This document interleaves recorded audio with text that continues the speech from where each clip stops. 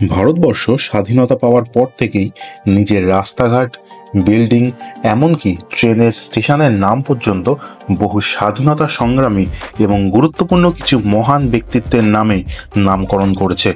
কিন্তু সেই সমস্ত নামের বেশিরভাগই এই পবিত্র মাটির পুত্র সন্তানদের নামের সঙ্গে মিল রেখে নামকরণ করা হয়েছে।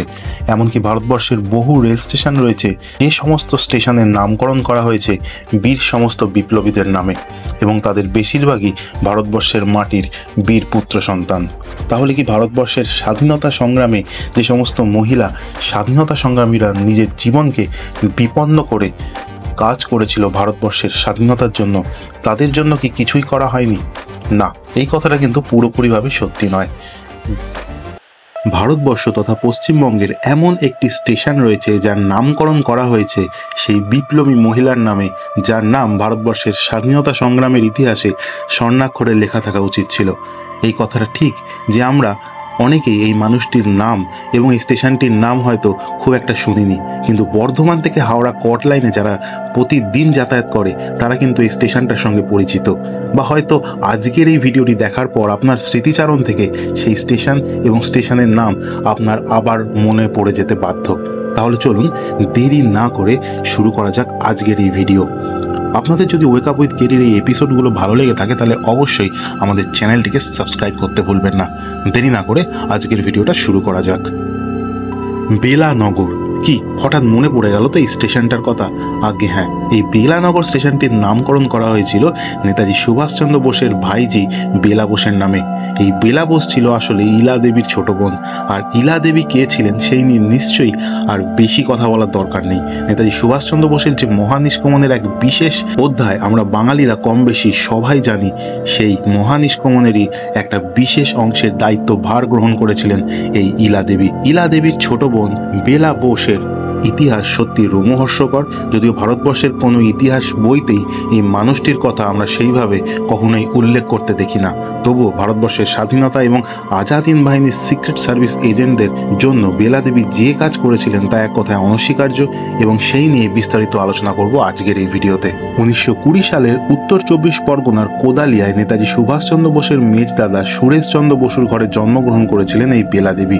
নেতাজি সুভাষচন্দ্র বোসের জন্য নয়, নিজের কর্মগুণ এবং ভারত মাতার এক কৃতি সন্তান হওয়ার জন্যই আজও ভারতবর্ষের বুকে অমর হয়ে আছে এই মানুষটি।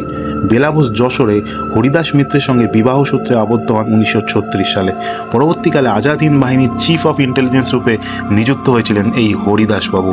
এমনকি 1940 সালে নেতাজি সুভাষচন্দ্র বোস যখন রামগড়ের সভায় কংগ্রেসের সঙ্গে সমস্ত সম্পর্ক ছিন্ন করে বেরিয়ে আসেন এবং এক মুক্ত ভারতের অঙ্গীকার করেন, ঠিক সেই সময়ে বিরোধী মহিলা সমিতির প্রধান হিসাবে নিযুক্ত করা হয়েছিল এই 19 বছর বয়সী বেলা বোসকে।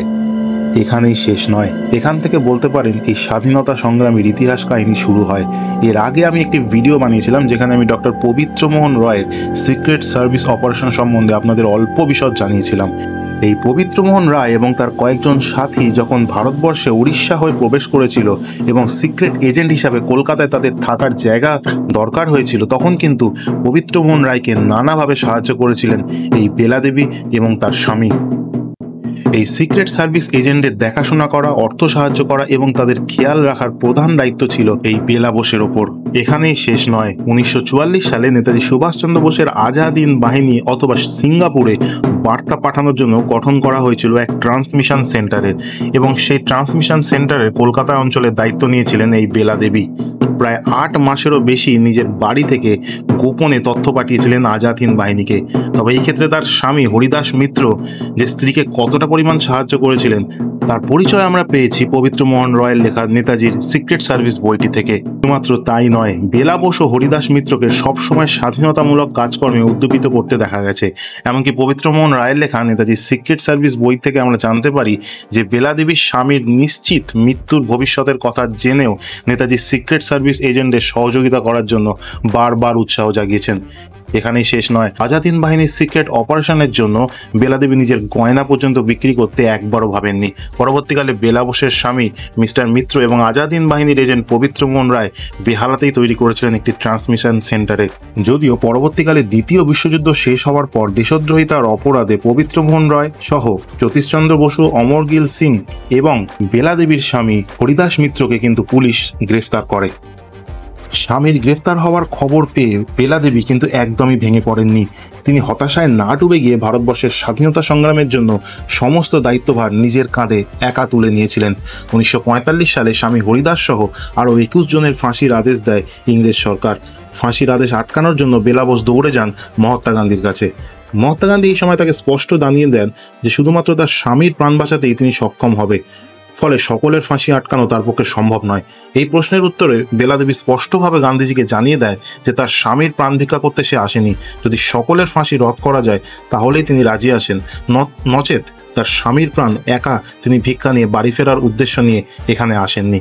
বেলা বোসের এই উত্তরে গান্ধীজি প্রচণ্ড পরিমাণে অবাক হন এবং বেলা দেবীর এই প্রচেষ্টায় সকলেরই ফাঁসি রদ করা হয় এবং যাবজ্জীবন কারাদণ্ডতে রূপান্তরিত করা হয়। এই যাবজ্জীবন কারাদণ্ডে তাদেরকে দণ্ডিত করা হয়। পরবর্তীকালে 1947 সালে ঝাঁসির রানীর রেজিমেন্টের আদলেই কলকাতায় তিনি তৈরি করেন ঝাঁসির রানী সংগঠন। শুধুমাত্র কলকাতায় নয়, বাংলাদেশেও অনুরূপ বিভিন্ন সংগঠন তিনি তৈরি করেছিলেন। স্বামী হরিদাস মিত্র পরবর্তীকালে কংগ্রেসে যোগদান করলেও সরাসরি ভোট রাজনীতিতে কিন্তু তাকে কখনোই দেখা যায়নি। পরবর্তীকালে শরণার্থীদের পুনর্বাসনের জন্য নিজেকে তিনি সম্পূর্ণভাবে উজাড় করে দিয়েছিলেন। কিন্তু এই সামান্য বয়সে এত পরিশ্রমের কারণে তার শরীরে দেখা যায় বিভিন্ন ধরনের রোগভোগ। মাত্র 32 বছর বয়সে 1952 সালে তার দেহাবসান ঘটে এবং শেষ হয় ভারতবর্ষ এবং আজাদ হিন্দ বাহিনীর এই বীর সন্তানের জীবন কাহিনী। এমন বহু আজাদ হিন্দ বাহিনীর সন্তান আছে যারা নেতাজির পরিবারের অংশ ছিলেন অথবা ছিলেন না, কিন্তু তাও ভারত মাতার সন্তান হিসাবে তারা নিজেকে সর্বদাই নেতাজি এবং আজাদ হিন্দ পরিবারের সদস্য হিসাবে ভারতবর্ষের স্বাধীনতা এবং ভারতবর্ষের মানুষের শুভ কামনার জন্য নিজের জীবনকে বলিদান দিয়েছিলেন। ওয়েক আপ উইথ কেরির এই চ্যানেলের পক্ষ থেকে ভারত মাতার এই বীর সন্তানদের জানায় অসংখ্য ধন্যবাদ। আর সবশেষে বলে যেতে চাই, জয় হিন্দ এবং বন্দে মাতারাম। ভালো থাকবেন, ভালো রাখবেন। আর আমাদের এই ভিডিওটা ভালো লাগলে অবশ্যই চ্যানেলটাকে সাবস্ক্রাইব করতে ভুলবেন না। নিজের বন্ধুবান্ধব এবং প্রিয়জনের সঙ্গে এই ভিডিওটি শেয়ার করে ভারতবর্ষের স্বাধীনতার আসল ইতিহাসের কথা জানিয়ে দিন সবাইকে। নমস্কার, ভালো থাকবেন, ভালো রাখবেন। জয় হিন্দ, বন্দে মাতারাম। জয় তু নেতাজি।